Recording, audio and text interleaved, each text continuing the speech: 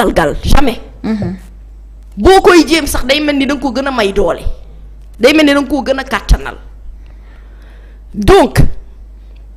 qui peut porter le projet de Pastef ou le projet bi nga xamante ne moom la yéene bi am ku dul Bassirou Diomaye Faye. d'accord donc nañu dugg ci fond bi parce que gis nañ ni laal nga forme beeg lépp mais ci fond bi tey bu waxee ci qualité wu nit ki maanaam ci am na les épaules larges pour diriger ce pays maanaam bàkk ko ci liggéeyam ci cursusam ak loolu yëpp nga xamante ne daanaka dañ ciy sukkandiku pour mën a tabb nit mu jiite réew loolu est-ce que du tontu ñi nga xamante ne depuis Bassirou Diomaye Faye daal di lancer ay parrainage am ñu ngi wax ni ñu ngi douté wu ndax moom il a les épaules larges pour diriger le Sénégal. Je pense que moom il a même répondu à cette question-là bi ngay wax dans la vidéo à un moment donné parce que mu ngi naan Bassirou moom a gën a am sax sérénité ak dal pour mën a yor réew mi Bassirou Diomaye Faye nit la koo xamante ne je l'ai dit bu fekkonte ne fi muy liggéey di impôt et domaine ay collègues am nawuñu ko kon bi ñu ko jàppee tëj ko kaso ñooñ du ñu amal grève du ñu amal mouvement du ñu amal dara mais Bassirou personnalité am ci li nga xam ci moom mooy ne tekkaaral googu dama lay wax souvent ne la méfie-toi de l'eau qui dort ou tu dormiras dans l'eau tekkaaral gi ça veut dire beaucoup de choses on a besoin d'un chef d'État et un chef d'État doit être serein la sérénité c'est important pour pouvoir gérer toutes les turbulences ci période bi nga xamante ne da ngay yorub réew le caractère Bassirou est un homme très caractériel caractère boobu aussi dañu ko soxla ci nit boo xamante ne leader politique nga beneen bi ci topp mooy ne la culture de Bassirou Diomaye Faye il a une culture séeréer il est de Njagañaaw dafa am parcours am fu mu jaar cheminement ba yegsi fi mu yegsi te li ko yàlla di teg ci ay nattu jeexagul te booy xool en termes de spiritualité aussi daf ci nduru lu bari Ousmane Sonko waa njiit bu amee spiritualité am gëm yàlla am caractère am épaules yu solide am sérénité ak fulla ak fayda lan moo ci des pour yore réew te bu ñu fàtti ni ñoom ci seen ay idée li nekk ci seen bopp mooy ne projet bi li ko tënk yépp mën na am nit boo xamante ne moom mooy jiitu mais le projet gaa yépp ko yore du benn nit bien que Bassirou même bu fekkonte ne tey yàlla def na mu nekk président de la République du Sénégal il va certes avoir la casquette de chef d'État mais il ne va pas gérer seul le projet pour le gérer il aura besoin de la main de tout le monde c'est en ça que Ousmane Sonko donc di woote nii na ñëpp àndandoo jàpp ci projet bi ndax projet bi képp ku ci am wàll mën nga caa liggéey bu fekkente ne liggéeyu askan wi ak Sénégal rek moo la ñor ñëpp am nañ ci wàll te il a raison d'ouvrir les pans il ne faut pas fermer parce que quand tu fermes da ngay limiter yépp ci yow te bu boobaa itam day duggaat en contradiction par rapport ak moom li muy jaay ak esprit bi muy demee ba ci choix boobu na bu mu ne tànn naa Bassirou naam waaye ñeneen ñi dañu war a wéyal seen candidature su ko defee temps d'antenne yi mën a yaatu laa mu ngi dugg ci stratégie de communication parce que sachant que Bassirou ma nga fee xamul ndax dina mën a génn wala mën a gul a génn ci kaso bi te il faut que ñoom projet bi ñu am ñu jaay ko Sénégalais yi ñi mën koo dégg mën a xam yéene bi ñu am donc buñ ko jaaralewul ci Bassirou il faut ñu jaarale ko ci les candidats alliés ces candidats alliés là ak Bassirou doivent tenir le même discours la même communication ñoom ñoo war a gën a fësal li nga xam ne moom mooy projet bi fi nekk pour que ñu mën a aboutir à terme donc finalement non seulement il a réfléchi à tout ça mais il a mis des garde-fous yoo xamante ne ñooy tënk li nga xam ne moom mooy élection yi ci jëm loolu moo tax ma ne la Ousmane c'est un génie politique c'est un fin stratège c'est quelqu'un qui réfléchit énormément et surtout qui a le moyen de ses idées et qui va jusqu'au bout non seulement mu ngi ci degré d'anticipation bi ak ñoom ba tey te ñoom xamaguñu fan la jëm mais j'ai l'impression que ci leneen li ci toppit am na lu bari loo xamante ne moom taxaw na ci ba noppi il a les solutions pour cela te bu ñu yeggee ci cappaandaw gi plus ñuy avancer ci vidéo yi plus tu verras la pertinence de Ousmane Sonko en tant que leader de l'opposition. D'accord fi mu ne nii gis nañu ni Lacoste mi nga xamante ne moo tënk leader yi nga xam ni ñoo namma topp ci ginnaaw Ousmane Sonko jiital ko ci élection présidentielle yu 2024 ginnaaw tabb bi mu tabb Diomaye gis nañ ay recalés yi nga xamante ne dem nañ rejoindre Lacoste ku ci mel ni Mimi Touré. ku ci mel ni Mary Teuw Niane ak ku ci mel ni kii di Aïda Mbodj boo gisee ñi nga xamante ne actuellement dem nañu rangé wu ci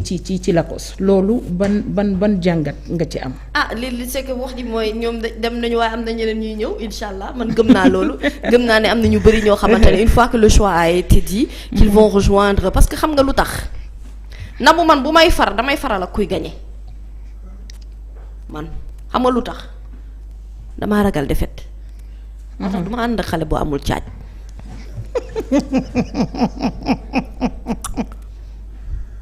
Nabou man du ma ànd ak xale bu amul caaj damaa ragal défaite. moo tax ma lonkook yow. ndax sama rakk yi caaj ak filim ak taaru ak xam-xam tubaarkàlla macha allah lépp ngi ci yow moo tax man yow laay collaborer ñoom Diomaye la ñu tànn man Nabou laa tànn. Mimi Touré a une très grande expérience politique. Pour la toute bonne et simple raison que wax naa ne Mimi elle peut toujours constituer un danger pour le parti au pouvoir parce que daf leen a xam. politique ak ñoom ñu jiite ko ci seen ay activités politiques yu bari mu jiite ay campagne électorale donc moom xam na seen point fort ak seen ay point faible kooku nag boo ko amee allié ci sa wet avantage la pour yow. ba pare Mimi aussi a compris que avec tout ce qui s'est passé ak li mu jot a dund également et bien avant lu ci bëri yoo xamante ne xëy na ñenn ci sénégalais yi sax ñu ko koy meree ba tey mooy ne ba muy nekk ci nguur bi am na ay actions yu mu mëne woon certainement qu'elle regrette aujourd'hui et que finalement li mu ci defoon ñëpp dafa mel ni delloowuñu naar bi xoromam ca ba ñu ko génnee ca Assemblée nationale et boobu ba léegi à part le fait qu'elle se soit victimisée ce qui est légitime elle a su choisir le bon camp politique pour évoluer en politique. bu bëggul suicide elle ne veut pas se tirer une balle dans la tête elle ne va pas aller mu dem accompagner beneen leader boo xamante ne à la limite tu te demandes est-ce que am na ay chance pour génn ci parce que carré 20 boobu candidat yi. wax dëgg yàlla nag xam nañ ñoo xamante ne nag buñ góorgóorloo tuuti war a mën a am dara. mais am na ci ñoo xamante ne duñ ko am duñu am dëgg la duñu am tous ñebe muy bëtt mbaadu ñu bañ a jaawale am parrainage ak dem ci urne ba voter. du benn nag Nabou Cor nag Angleterre ak pomme de terre nag ba dëgg yàlla du benn nag. nit de mën nga ko taxaw ba mu parrainé la. waaye mënoo ko gunge ba ci mbañ gàcce ba ne ko voter ma. waaw kay moom c'est sûr. waaw kay bàyyi. léegi nag nañu xam ne nag moo tax ñoom itam il faut ñu utiliser seen intelligence politique Aminata Touré a utilisé intelligence politique am elle a su faire le bon choix elle a raison. ku mel ni Aïda Mbodj à un moment donné dañ ko déggatul woon sax nag. xamatuñu woon Aïda ci lan la ne ba ñu ñi naan waa yow Ousmane Sonko ana sa yaay ndax da doon wax tout le temps ne mooy yaayu Ousmane Sonko te ça fait un bon moment dégguñu ko et surtout que Aïda ñenn ñi dañ doon xaw a njortu sax ne est-ce que laalewul dara ak ñi nga xamante ne ñoom ñooy parti au pouvoir donc c'est bien que elle lève le voile sur tout ça et qu'elle rétablisse la vérité. mooy ne fi mu féete woon démb foofu la féete ba tey et qu'il est toujours aux côtés de Ousmane Sonko qui est donc son leader politique donc tànneefu Ousmane mooy seen tànneefu bopp elle a fait un très très bon choix. Mary Teuw Niane aussi depuis un bon moment sortie yi muy def yépp booy xool day mel ne wane woon na déjà fi nga xamante ne foofu la féete woon. donc il n'a fait que confirmer li nga xam ne moom mooy gis-gisu boppam te loolu itam choix politique bu intelligent la maintenant c'est comme je dis réew mooy tollu foo xamante ne nii pour man s'il faut voter stratégiquement il faut essayer de voter utile te comme je dis man su may ànd damay ànd ak koo xamante ne mbër moo xam ne leer na ma ne mbër mii mooy neex a faral dimanche. waaye faral koo xamante ne nii saa waay yàlla xam doy na loolu yàqub far la ak yàqub carte et yàqub énergie te danoo toll foo xamante ni il faut maximiser les efforts et surtout il faut que les politiques soient intelligents par rapport ak choix yi nga xamante ne moom la ñuy def pour ëllëg gi bu dee dañu yaakaar ne carte politique bi dafa tëj carte politique bi tey la gën a ubbeeku. Encore une fois de plus. Et donc, vraiment, Mimi Touré, elle a confirmé ce que beaucoup de personnes disent, comme quoi que elle est de l'opposition, elle l'affirme, te elle a choisi le camp de l'opposition bi nga xamante ne foofu la bëgg a fare. Aïda Mbodj a fait pareil, Mary Teuw Niane a fait pareil, te gëm naa ne d'ici les jours à venir ou d'ici quelques heures di nga gis yeneen parti yoo xamante ne nañ dem rejoindre le choix de Ousmane Sonko, qui est le choix de Bassirou Diomaye Faye comme étant le candidat bi nga xamante ne moom la ñu bëgg tabb ngir mu jiite li nga xam ne moom mooy projet bi et xëy na peut-être bu ko yàlla defalee jàmm mu nekk le futur président de la République du Sénégal. D'accord et ñuy wax que ni ñii di waa Pastef ay ndaw lañu ci wàllum politique maanaam ñoraguñ ci actuellement ni ñu ubbee seeni loxo pour daal di accueillir ñeneen ci ay candidats kii di Ousmane Sonko fësal ko ci vidéo bi it également. Est-ce que du wone ni ñoom am nañ une certaine ouverture ci langum politique et que comprendre nañ que ni politique du soustraction mais addition la.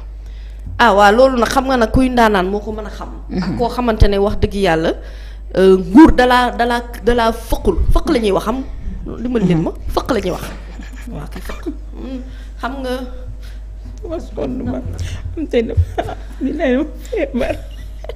mais dëgg la. que fa fëq du benn. xam nga dafa am ñoo xamante ne ni parfois ci wàllum politique ngay découvrir vite fait cette nature. Parce que gis nga bu waxtu xëccoo nguur jotee nguur ñëpp ko bëgg qui ne veut pas être président de la République. pouvoir bi chef d'État am kan ma ko bëggul yow ñu ubbil la palais la tapis rouge garde rouge yi taxaw yow nga am pouvoir boo xamante ne macha allah yàlla rek moo la ko mën a may kan ma ko bëggul ñëpp ko bëgg. waaye ki nga xam ne gis na loolu yëpp mu ne loolu yëpp amul solo. li am solo du man li am solo mooy réew mi li am solo mooy comment sortir le Sénégal et changer complètement le système bi nga xamante ne moom moo fa nekk ni actuellement pour man kooku il a tous les mérites. C'est en ça que on prône l'exemplarité yi tubaab may la dictionnaire lii moo tax ñuy bëgg kon maanaam xam nga kaay ma wax la bu la ci dara nax gis nga na bu koor ñu bëri bu ñuy retrouver wu seen bopp ci Ousmane Sonko bu la ci dara nax de maanaam jikko yi vertu yi mu ñuy wan moom moo raflé woon ci réew mi loolu la ñu gëjoon a gis. Donc finalement Ousmane Sonko est une bonne nouvelle pour les politiques wala pour les politiciens entre guillemets. C'est une très bonne nouvelle. Parce que pour la parti yu bëri daawuñu am numéro 2. te xoolal kay ma wax la ñoom sax à la limite daf leen di tendre la pêche mu leen di sauver waale tuuti. ci ñi ci muus dinañu comprendre ne kii daf leen woon exemple boo xam ne non man bu ma dee naan te dëgg il faut ma suivre ci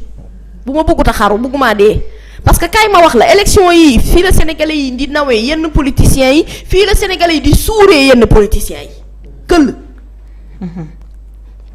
mooy ne degré de maturité bi ma la wax Ousmane a compris que le peuple sénégalais est d'une maturité extraordinaire. c'est-à-dire que moom ak lu ñu ko bëgg bu doon teg yenn mbir yoo xamante ne no sense la sénégalais yu bari dañuy rocceeku ci moom. parce que léegi maanaam nekkatuñu ci on n'est pas dans l'idolâtrie nekkuñu fi di idolâtrer benn nit. naan koy yaa yàlla yaa yonent bi déedéet. benn yàlla am. yenn yonent la ñu reconnaître ci ñun ñi musulmans yi ñeneen ñi gëm Yeesu Krista kon nag dafa am loo xamante ne nii ci réew mi nekkul loo xamante ne nit mën na ko naxee doomu aadama. C'est une chance, c'est une bonne nouvelle c'est même une bouffée d'air de voir que on a des hommes politiques qui n'ont pas des aspirations coûte que coûte à vouloir détenir le pouvoir. Lan la africain yi di kaas nii boobu ba tey on ne veut plus de chef d'État qui s'agrippe au pouvoir. Voilà, si on en a un qui ne cherche même pas à atteindre le pouvoir, encore moins à s'agripper, s'il vous plaît, on va danser la bamboula. C'est ce qu'on veut en Afrique. On veut des gens yoo xamante ne nii à la limite ils mettent l'intérêt du peuple au devant de la scène et au détriment de leur intérêt personnel. donc tous ces leaders politiques là vraiment j'espère qu'ils sauront prendre la bonne décision pour le peuple sénégalais parce que man li may kaas nii yëpp c'est par rapport au peuple sénégalais les intérêts du peuple et comment faire vraiment pour que dëkk bi ñu gën a améliorer wu si ay différents points yoo xam ne wax dëgg yàlla jàpp nañu ne am na ci ay jéego yu ñu ci jot a def mais dafa am lu bari loo xamante ne dañ ko war a corriger waat dañ ko war a joyanti dañ ko war a